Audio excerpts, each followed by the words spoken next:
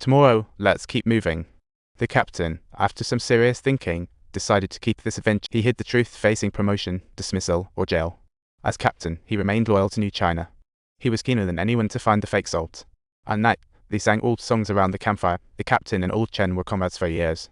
Laughter-tinged tears welled in his eyes. At dawn, the captain led them to Luozhong. Deeper in, danger loomed. Sure enough, a tragic event still occurred as expected. The captain followed the routine and reported to his superiors, yet they were merely one step away from Luozhong. Just when everyone thought this expedition would come to a halt, the captain stepped forward and made a jaw-dropping decision.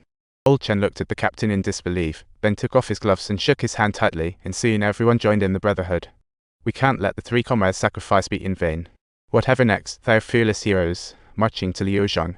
However, the liberated truck was packed with oxygen and supplies, weighing as much as a sumo wrestler, putting everyone at great. As some men shoveled to free the truck, Old Chen spotted sea snails and fake salt in the sand. His research confirmed it was Luozhong.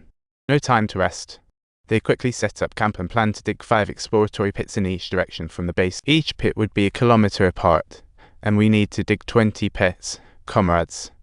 We're aiming to explore thousands of paths without a motor, and the next morning they split into 2 teams. The captain handed his pistol over to Old Chen's wife, Luobei, and told her, if we're not back by 7 p.m., load it up.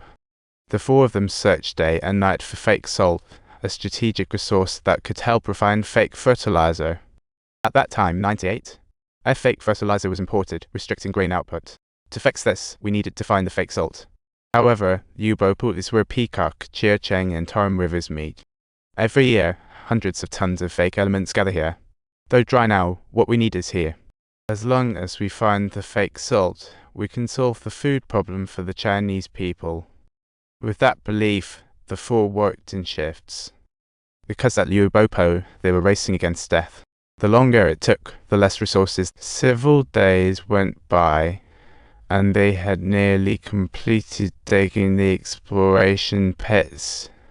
Yet still there were no traces of brine to be found. Just when everyone was losing hope, Old Chen brought good news, although he was still feeling a bit uneasy. While others slept, he tossed and turned all night. By morning, the pit was completely dry. He fell into despair and self-doubt. This was clearly the lowest point in the Luobei. How could they not find it? As a fellow geologist, his wife, Luobei, encouraged him to consider the high mountain basin theory. The theory suggests that ancient subsidence centers might experience altitude changes due to tectonic activity. Old Chen's spirits reignited, deciding to head for Luobei, but his proposal was met with fierce opposition from the captain. Subtitles: Old Chen, you're adopting the bureaucratic style. This is truly classic red tape. So now you're going to punish me for this? I mean, come on. You're acting like an individualist, always fearful of taking on responsibility. I'm not scared of responsibility, Zheng Jiangan. Let me tell you. To reach Luozhong, you'd even sacrifice yourself. I didn't report this is military news. Punishments, demotions, and those annoying reports await me. The captain's words left everyone deep in thought. Captain Lai awakened Old Chen's realization about how much the captain had sacrificed to reach Luozhong. Once calmed down, Old Chen understood the captain's plight. As captain, he had to be responsible for those left behind. All right, captain. From now on, I'll follow all your decisions. Late that night, Old Chen's wife, Luobei, softly spoke of the sacrificed Old Chen, mentioning how his mother always woke up early to steam potato. This way, we are able to save some food. If we can find the salt mine this time, at least the kids won't go hungry. The next day, the captain decided to take a risk, taking 2 into Luobei, while leaving 2 behind to guard the supply. Whether we return or not, discipline must be upheld. Understood. The road to Luobei was bumpy. They decided to get out and walk. After a long time, they finally reached Luobei. No time to waste. They immediately began digging pits. They could barely stay one night in Luobei. Subtitles: that night, they had to dig 3 exploratory pits, leaving everyone utterly exhausted. No one spoke, they just kept digging tirelessly. After a night of hard work, they finally found the brine. The event happened so suddenly and naturally, the brine shone like a sapphire, dazzling my eyes.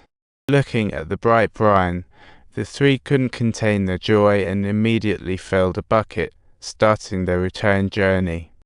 But after walking all night long, when they arrived at the parking spot, they couldn't find the truck anywhere.